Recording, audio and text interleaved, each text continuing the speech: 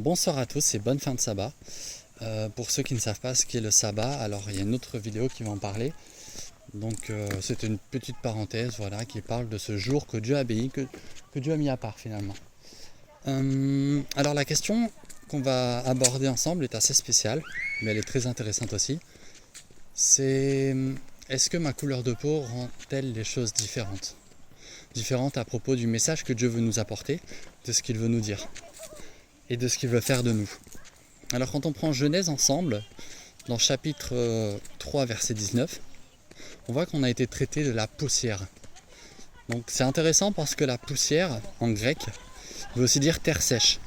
Et la couleur de la poussière ou la couleur de la terre sèche généralement est une couleur assez terne, donc qui n'est ni blanc forcément ni noir. Et pourquoi est-ce que je mets ça en avant? Parce que on remarque que finalement toutes les couleurs se trouvent dans cette couleur terne. Pourquoi je dis ça? Parce que souvent la culture, la couleur de peau, la race, souvent on peut dire oui, vous êtes noir, vous êtes une race maudite, vous êtes blanc, vous êtes une race bénie, ou inversement vous êtes noir, vous êtes une race bénie, et vous êtes blanc, vous êtes une race maudite. Mais en fait c'est totalement faux.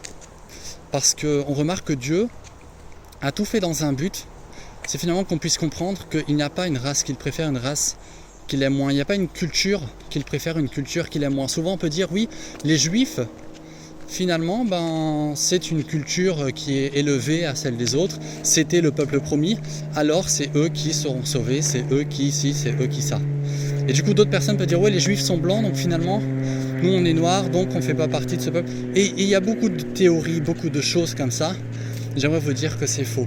Voilà, on peut prendre ensemble Romains chapitre 9 verset 21 qui va nous dire que nous provenons, nous finalement entre les mains de Dieu nous sommes l'argile et lui il est le potier. Alors ça revient un peu à la réflexion qu'on s'est faite justement avec la poussière, c'est que l'argile, pareil, hein, l'argile est souvent rouge, elle peut être de différentes couleurs, mais ça rejoint un peu cette idée que toutes les couleurs se trouvent dans cette substance. Et on provient tous d'une même racine, on provient tous d'une même substance. Et je crois que Dieu a fait ça dans un but, que justement nous ne puissions pas nous dire mais tiens, ma couleur ici, ma couleur est ça, ma culture est ci, ma culture est ça, mes origines sont ci, mes origines sont ça, mais qu'au contraire on puisse se rendre compte que finalement notre identité se trouve dans cet amour divin et inconditionnel que Jésus-Christ a manifesté.